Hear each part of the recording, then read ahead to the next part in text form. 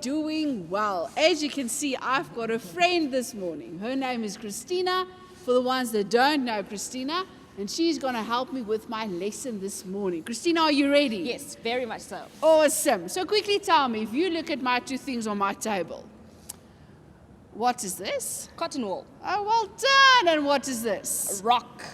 So if I need to throw you with one, what would you prefer? Definitely cotton wool.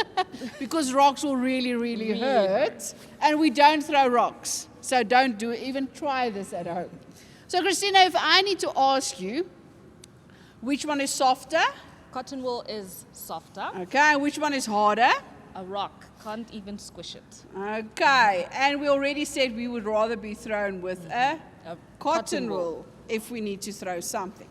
So quickly tell me, if we need to look at this and say, if you are kind and you need to do kind things to someone, Yes.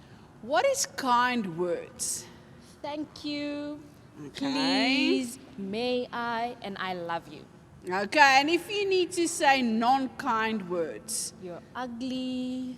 Don't play with me. Oh, that will really hurt. Yeah. Just like the rock will really hurt if someone tells you, I don't want to play with you. That will really hurt. So this morning we are talking about kindness. And our words and our actions can really hurt someone else.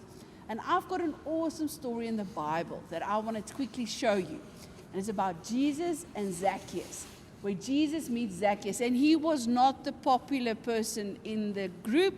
He was not the famous guy in the town. They didn't really like him because he was a tax collector. And tax collectors was people that wasn't kind because they would use their power and ask the people in the town for more money. So Zacchaeus was not a cool guy. So in Luke 19, verse 1 to 10, we're quickly going to show you the story about Jesus and Zacchaeus. Jesus met many people and did amazing things during his 3 years of ministry. One time, he met a small man with a big name. His name was Zacchaeus, and there are two things you should know about him. First, he was rich. Second, he was short. Zacchaeus was rich because he cheated by taking more tax money from people than he was supposed to. For that reason, just about everybody disliked Zacchaeus. As Jesus was teaching, many came to listen to him speak. Zacchaeus really wanted to see him too. He had heard of all the amazing things Jesus had done. The streets were filled with people, and Zacchaeus' curiosity grew stronger by the minute. Zacchaeus tried to get a good spot, but he was too short to see from behind the crowds. No matter how hard he pushed or how high he jumped, he couldn't even get a glimpse of Jesus. The crowds were too many, and the people were too tall. Finally, Zacchaeus found a solution. He ran ahead to where Jesus would eventually pass by, found a big sycamore tree, and climbed it. But then Zacchaeus got nervous. Jesus was coming right towards him. Here he was, sitting in a tree like a trapped cat, and Jesus was coming to look at him. Sure enough, Jesus stopped at the bottom of the sycamore tree and looked up at Zacchaeus.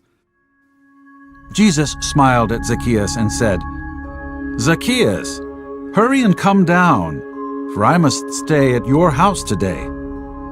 Imagine Zacchaeus' surprise when he heard that. Jesus was coming to his house. Zacchaeus scrambled down the tree and showed Jesus the way to his house. He was so excited. The bystanders, and especially some of the religious leaders, were shocked. How could this Jesus, who was a teacher of the law, go and eat with a sinner like Zacchaeus? They murmured. The religious leaders were right. Jesus did eat with a sinner. He visited Zacchaeus to teach him the truth and show him how to obey and serve God. Some of the religious leaders cared more about their own reputation than showing God's love to people around them. Zacchaeus knew that he had sinned by stealing money from people. He felt deep sorrow and regret. After receiving Jesus' love and forgiveness, he told Jesus, "Look, I'm giving half of everything I own to the poor people. And for all the money that I've cheated people of, I'll give them back 4 times as much." Jesus forgave Zacchaeus' sin. He said, "Today, salvation has come to your house." That day, Jesus showed God's love to Zacchaeus, and it changed him. There is nothing more powerful than Christ's love. And what did you think about the story? Would you go for dinner with someone that's like an ex-convict?